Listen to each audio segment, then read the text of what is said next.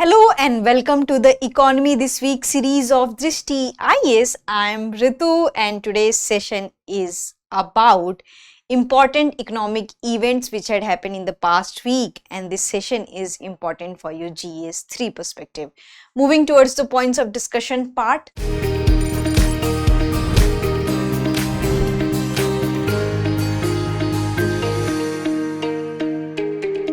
So first of all, we are going to discuss about the G20 and economic importance. As you already know that along with India, the member countries had attended the G20 meet, and in that meet they had also discussed few economic important issues, and why G20 is economically important we are going to discuss. Then we are going to discuss about the Pradhan Mantri Awas Yojana. Then we are going to discuss about the India-UK Free Trade Agreement, and then we are going to discuss about the digital economy and digital economy of the OECD countries. So coming towards the first topic. The first topic is about the G20 economy. But before moving to the first topic, first of all, I want to tell you that the Drishti IAS Mukherjee Nagar branch has been shifted to the Noida, and the Mukherjee Nagar classes has been also shifted to the Noida. So what we can see that Mukherjee Nagar classes is going to be held in Noida, and now Noida has Drishti IAS. So this is the address C171/2 Block A, Sector 15, Noida, Uttar Pradesh, and nearest metro is Sector 15, which is Noida Sector 15, and this is the calling number 9311406440. So if you want to get a call, you can fill in the form which is given into the description box, and if you have any confusion related to the location, the link is into the description. Now coming to the discussion part. The discussion is about the G20, and this is the news. G20 summit in Rio focuses on hunger climate amid global tension. So as you already know that recently we had concluded the G20 summit in Brazil, and this time Brazil was hosting the G20 summit. So first of all, it's very important to know a brief about an introduction about the G20, that what is G20.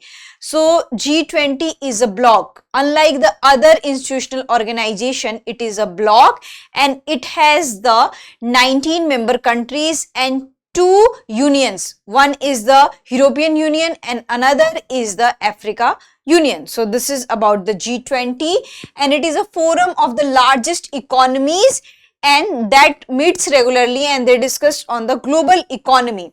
So if we'll discuss about the global economy and economic importance of the G20, so what we get here that G20 accounts for around 85% of the world GDP, and percentage that has grown in the past 20 years, and more than 75% of the global trade and around 2/3 of the population of the planet. So here we can see that around 75% of the global trades accounted by the G20, and 85% of the world GDP is accounted by the G20. And we already had discussed that it consists 19 countries and 2 regional bodies, and these are the names of the country. It's very important to know the names of the countries: Argentina, Australia, Brazil, Canada, China, France, Germany, India, Indonesia, Italy, Japan, South Korea, Mexico, Russia, Saudi Arabia, South Africa, Turkey, United Kingdom and United States, plus Africa Union and European Union. So this is about the member countries and member bodies of the G20. Now we'll come to the discussion around that share of G20 members in global GDP since 2002 to 2022. So last 20 years. So in trillion constant 2015 US dollars. So this has been, the numbers has been given in US dollars, and you can see the stakes of different countries highlighted with the different colors. So this is for the US. So if you'll see, because US is the US has a vast economy. So what here we can see that it is in the trillion. So in 2002 it was less, more than 10, but it was less than 20. But right now what here we can see that it is around 20 and maybe the more than 20 trillion US dollars. Similarly, if you'll see the BRICS has a very less size. Here we can see that, but right now it has expanded. So this is about what we can see about the G20, the share has significantly risen, and other members, the rest of the world, here we can see other EU members, EU country members. So what if you'll see the size, forget about the numbers, if you'll see in fact the size, the share of all these country was very minimal, but here this has been constantly expanded. So sometimes you do not have to know the exact number that how many trillions needed, but you should have a fair idea while you are writing an answer and while you are questioning anything in prelims examination. So might be they will not ask you the exact numbers at what $1 trillion economy it has, but you should have a fair idea that this country, what you can say, contribution has risen, this country's contribution has shrunk, what is the aggregate idea about. So this is an overview that how G20 importance is increasing day by day, and why it is increasing day by day, because it has a mixed number of economies. It means that it has least developed countries, it has developing countries, and it has developed countries too. Now we'll come to the next one. The next one is about the why the summit matters. So what we can see that earlier we have this importance of G7, but right now the G7 importance is shrinking day by day because G20 importance is increasing, and now so many country and organization are much relying on G20 bloc because it has given the power and decision making process to even least developed countries and developing countries. So it is more democratic in nature and more inclusive in nature, and it is not just the group of rich countries. So it is because of its inclusivity, we can see that the share of the G20 blocks has risen, and it has been created with reaching important agreements such as $1 trillion pledge in 2009, because G20 was significant because it was capable in waiving of 2008 global crisis, and it is very difficult for G20 countries to reach a consensus because there is a diverse countries, each countries had a different economic condition. Still it is working and they are meeting regularly, and G20 agenda would broaden beyond the discussion of political issues such as security and climate change, and has not really materialized. So this time also there was a huge discussion on climate finance, because it's very important to think about environment along with the economy. But no aggregate conclusion have been made regarding the climate finance because of the confusion and because of the lack of consensus between the developed countries and developing countries. Developing countries were arguing that the largest emitters comes from the developed countries, so it is them that they had to contribute a lot. So this is the consensus, and what we can see that why G20 is economically important, because of its vast size, because of its regular meet, and because of its inclusive nature. Now we'll come to the another one, which is about the Pradhan Mantri Awas Yojana. So Pradhan Mantri Awas Yojana Gramin survey to use face recognition tools to identify new beneficiaries. So here first of all we are going to discuss about the Pradhan Mantri Awas Yojana. So what is this Yojana about? So it is a credit linked subsidy scheme initiated to provide affordable housing to low and moderate income residents across the country. So what happens that financial benefits given to the low and middle income families in order to build their house, and this has been also corroborated with the Swachh Bharat mission. So they will also build their toilets at their houses. So the newly formed government has approved the proposal to provide 3 crore additional rural and urban houses under Pradhan Mantri Awas Yojana, and it has 2 components. One is for the urban poor and another is for the rural poor. So this is divided into the 2 parts, like the Swachh Bharat mission, which has the 2 parts, Swachh Bharat mission Gramin and Swachh Bharat mission Shahri and urban. So now we'll have this idea about the Pradhan Mantri Awas Yojana urban. So this is the graphic, this graph I have made in order to suppose that if you'll made this kind of graph in your examination, so it is very easy to convey your thought, and sometimes you lack some time and if you are not getting any point. So in that situation you can rely upon that, but you have to also rely upon the sentences. So you do not just have to make this graph and okay, this graph has been done, now the answer has been done. You have to also write something. But in case of hurry, and if you have very less time, and in order to understand in a very short and compact manner, this method is useful. So here we'll first of discuss about that Pradhan Mantri Awas Yojana Urban. What is its objective? So its objective is to provide housing for all in urban areas, and who are the beneficiaries? So economically weaker section, low income group and middle income group. And they had also subsidy scheme, credit link subsidy scheme, which offers interest subsidy on home loans for EWS, low income group and middle income group categories. Then there is also provision of in situ slum redevelopment. So what we can say that the land where the slum is there, the land will be utilized as a resource to provide houses to eligible slum dwellers. So where slum is situated, onto that land there will be the building and construction of the building in order to provide houses to those slum dwellers. Then we have also affordable housing in partnership, promotes partnership with public and private sectors to provide affordable housing, and this is basically for the middle income group. And then beneficiary led construction provides financial assistance to individuals to construct or enhance their own houses. So here we'll understand this graph, that here this Pradhan Mantri Awas Yojana Urban, here they have subsidy scheme, in situ redevelopment, affordable housing and benefit led construction. Then credit link subsidy scheme. Then we have we should know that what is the, who are the beneficiaries. So beneficiary is EWS, low income group and middle income group. And what is its objective? So its objective is housing for all. It means that each person and each family should have a house. So this is very in a easy manner. But here we have to understand that the government is thinking about the low income group, the middle income group, and according to their economic status, they are providing financial assistance accordingly. So here we can see that the government is also saying that there should be the public-private partnership in order to provide affordable housing. The government is also advocating that we will provide loan and the interest would be low, and it is also saying that if you are constructing your house and if you are enhancing your house and if you are making in a proper way, we will also provide financial assistance to you. Now we'll come to the Gramin part.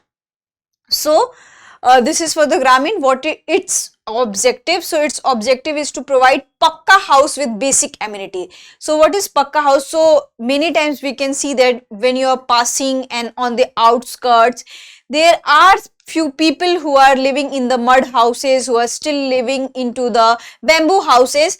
So we need a Pakka house that could be made with the brick and cement, and that should have a basic amenities, and basic amenity means that it should have a drinking water facilities, it should have a toilet facilities. And so this is about the to provide Pakka house with basic amenity to rural families who are homeless or living in kacha or dilapidated house. And who are the beneficiaries? So they are identified using the socio-economic caste census which had happened in 2011. And what are its features? So here we have also features: financial assistance rupees 1.2 lakh in plain areas, rupees 1.3 lakh in hilly areas because it is difficult to made, and integrated action plan areas. So this is about the hilly areas and rural areas. There is a slightly difference between amount because of the difficulties in making and constructing houses. Then construction houses are to be constructed by beneficiaries with technical assistance from the government, convergence with others. So they are also collaborating with the MG Narega and Swachh Bharat Mission, so that there should be the Pakka houses for all those who are homeless. So this is in this scenario also we can see that the house is constructed by the beneficiary and financial assistance and technical assistance is provided by the government. Then they are also thinking about the basic amenities. That's why they have collaborated with the Swachh Bharat Mission. Now here this is a graph in order to make your understanding easy. So this is a program overview, convergence with the other scheme, construction, financial assistance, beneficiaries and objectives. Now we'll have discussion on a new tool. So what a new tool has been introduced into this thing? So there is an application. The application is named as Awas Soft Mobile application, which is specifically created to provide what you can say fresh 20 million new rural houses over the next 5 years, and can also be done by the beneficiary himself, herself as well through the Awas Soft. So this is basically for the survey in order to avoid any kind of duplication, any kind of fraud or any kind of corruption. A face recognition tool has been introduced by the government of India so that it will be the corruption free, and those who are in real need, they should get this kind of facilities. So here with this theme, what we are going to understand: key achievement in financial year 2016 to financial 2015, and this is in million. 26.7 million houses constructed, 30.2 first installment has been given, 32.1 million sanctioned houses, and 33 million house target. So here we can see that Pradhan Mantri Awas Yojana is working in a proper condition. Still it has few lacunas because of the lack of awareness, because of the technical issues, because of the corruption. So that's why the government has to introduce new face recognition tool in order to minimize the gaps. Now we'll come to the next one, which is about the India-UK Free Trade Agreement. So we already had discussed about the G20 summit, and on the sidelines of the G20 summit, there was also a bilateral meeting, and in that meeting it has been decided that India and UK soon will start the what you can say free trade agreement. And why this free trade agreement was stalled? Because of the elections in both countries. So now they are thinking to restart it, and very soon by the beginning of the 2025 they will start the free trade agreement thing. So there will be the relaunch and free trade negotiation in the early 2025, and we already have said that after 14 round of discussion, the meeting was stalled because of the election. And what India seeks into this free trade agreement. So India wants that greater access for skilled professionals and zero custom duty for specific goods. On the other hand, UK demands reduce import duties on products like scotch, whiskey, electric vehicles, chocolates, along with the better access to Indian telecom, legal and financial services. So they are the separate demands and separate expectations from each other. And here we'll have an overview about the bilateral trade between these two countries. So trade rose to $21.34 billion in 2023 to 4 from $20.36 billion. So it was slightly rose, and India exports to the UK grew by 12.38%. in this April to September 2024, led by the mineral fuels, machinery and pharmaceutical. So these are the products which India exports to the UK, and it rose by 12.38%. So what these data shows? So these data show a positive what you can say trade relation between these two countries. Now we'll have the FTA highlights and future goals. So in 26 chapters, they had included various agreements on goods and services, investment and intellectual property rights. They had also mentioned about parallel negotiation for bilateral investment treaty, and UK is vital for India's $1 trillion export target by FY30. So India has decided that they will have this $1 trillion export target. So UK will be helpful in achieving this target, and exports to UK expected to hit $30 billion by 2029 to 30. And what would be the next step? So next step would be the previous progress aiming for a balanced mutually benefited FTA, diplomatic channels to finalize dates for relaunch. So what we can see from all this discussion and all these data about, so these all data sounds very positive in terms of India and United Kingdom, and it seems that India will get benefit in terms of exports, and India will also have its what you can say product verification and the popularity of products, because India exports various products to the UK. So we are expecting that we are able to fulfill our export target by financial year 30. Now we'll come to the another aspect, which is about the OECD digital economy. And what is this OECD about? So Organization for Economic Cooperation and Development. So it is an international organization of 38 countries committed to democracy and market economy, and they are mostly the members of democratic country. It means that who are the members of OECD, they do have this democratic form of government, and they support the free market economies. And it was established on 14th of December 1960 by 18 European nations plus United States and Canada. And what it's aim for? So it aimed for to shape policies that foster prosperity, equality and opportunity and well-being for all. And what its job? So its job is to prepare economic reports, statistical database, and also analyzes, forecast the outlook for economic growth worldwide. And it seeks to eliminate corruption, bribery and other financial crime worldwide. And it maintains so-called blacklist of nations that are considered uncooperative tax havens. It means that they are, what is this term about uncooperative tax havens? It means that they are trying to look at other option in order to evade from the taxes. It means that there is a lack of transparency in paying taxes. And India is not a member of the OECD, but India tries to maintain a very good and positive economic relation with these countries. So this is about the OECD. So here we can know about the what its aim. So it prepares the economic report, statistical database, and also analyzes and forecasts anything about the economic growth.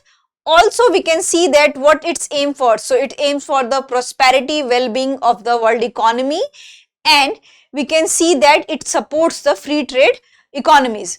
Here we can see the headquarters. So headquarters is located in Paris, France. Economic reports, so provide analysis and forecast for global growth. What it aims, so there is a anti-corruption efforts, aims to eliminate bribery and financial crime. Tax havens, maintain a list of uncooperative havens, and member countries committed to democracy and market economy.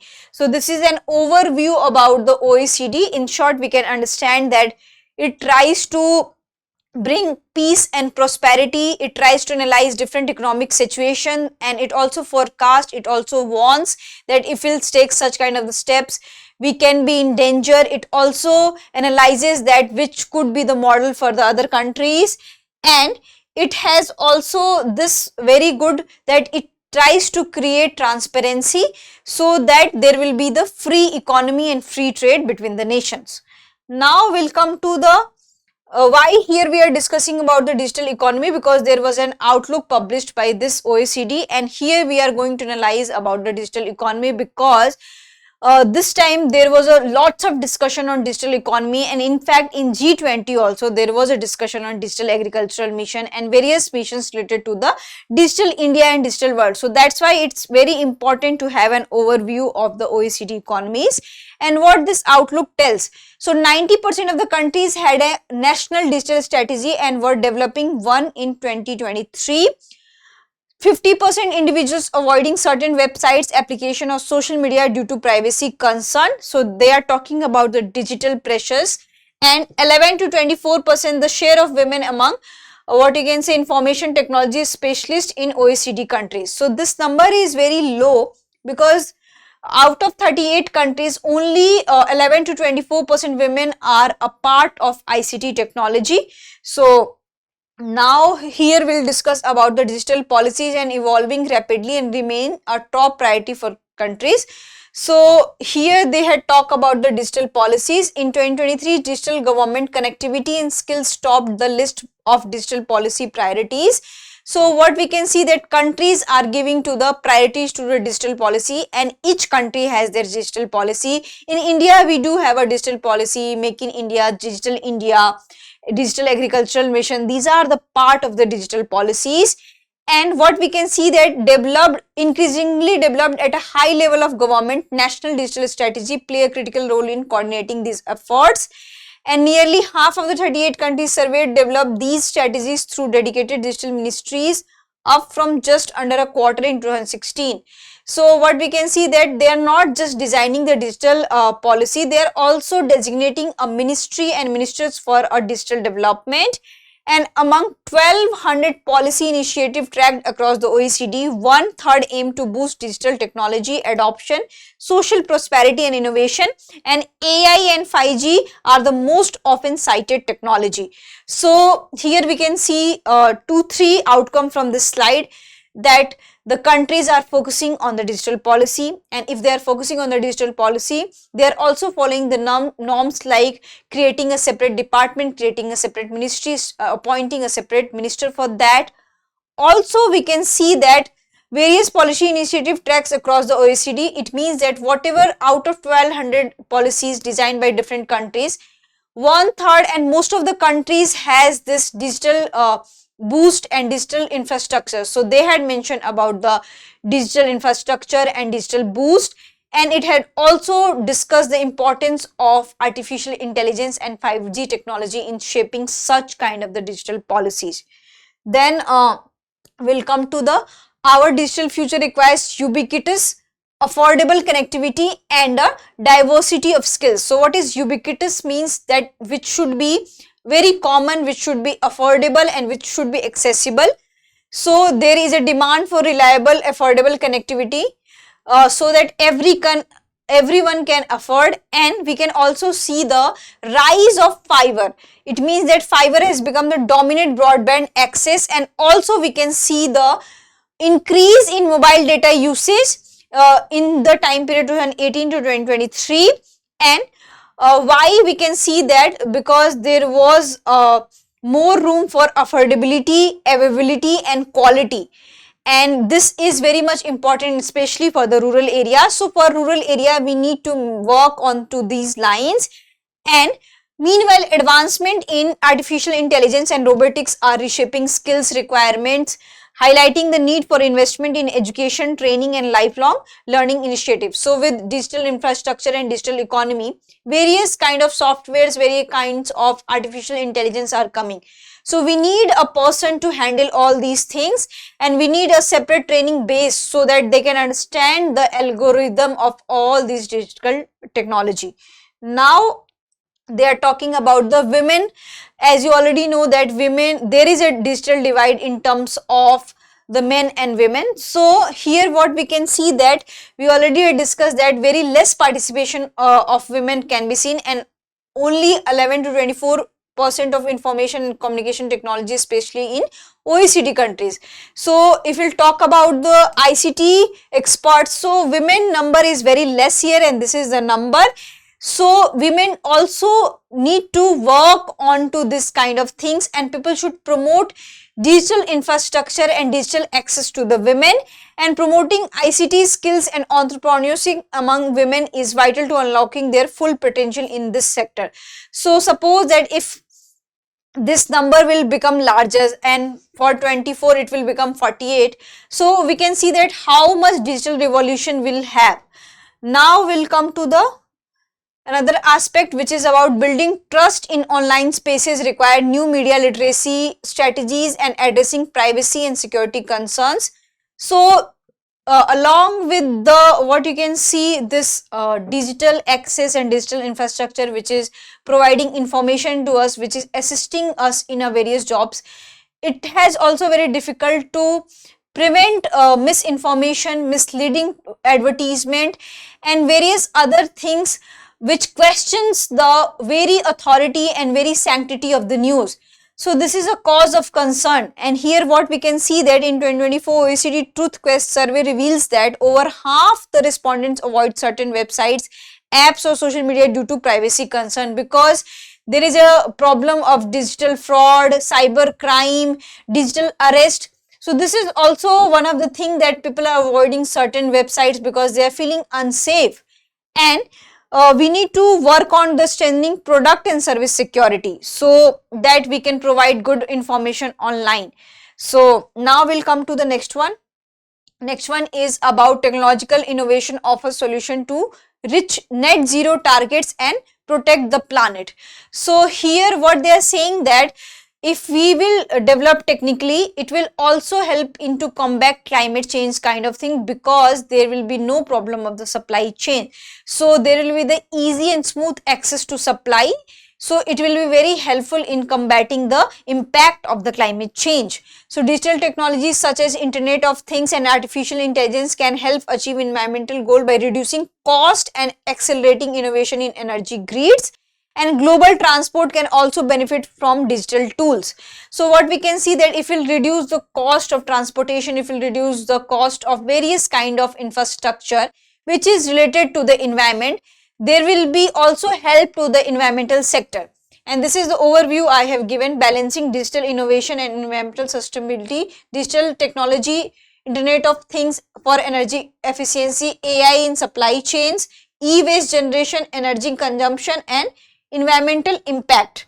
Then energy efficiency, smart grids, cost reduction, policy support, and research and development, innovation and acceleration. So in order to achieve net zero target by 2070, we need such kind of mechanism. So what it's this sector also has few lacunas, because if we'll use technology in a high amount, it also attracts various other loopholes. But if we'll see on a larger picture, what we can see, that we can use technology wisely in order to reduce the impact of the climate change. Now we'll come to the question round. When did India and UK begin negotiation for free trade agreement? January 2021, January 2022, April 2023, July 2024. You can answer into the comment section. Then we can come on to the another one. What is the funding mechanism of Pradhan Mantri Awas Yojana? Direct cash transfer to beneficiaries, subsidy on interest for housing loan, tax exemption for housing developer, grants provided to the state governments. Then we can have another one. What is the primary role of Organization for Economic Cooperation and Development, OECD? To provide financial aid to developing countries, to act as a forum and knowledge hub for data analysis, public policy practices, to regulate global trade and commerce, to oversee monetary policies for member nation. You can answer into the comment section. Now we'll come to the last question. What percentage of global trade does G20 account for? So here they are asking about the aggregate, not the exact one. Around 50%, around 60%, more than 75%, nearly 90%. This is very easy one. You can answer into the comment section. And that's it for today's session. I hope you like this session. If you have any queries related to this session, kindly ask in the comment section, and do prepare a pie chart and graphs related to all these topics, because this will be very easy to understand. And do prepare all these topics for your mains examination. Suppose that India UK free trade agreement, the importance of the OECD, what is the connection of India with OECD, how OECD outlooks are very much important and game changer in the digital economy, what is the digital economy, what would be the importance of the digital economy. So you need to look all these aspects for your mains examination. Thank you. Have a nice day. For more informative content, like, share and subscribe, and do not forget to press the bell icon to get the notifications.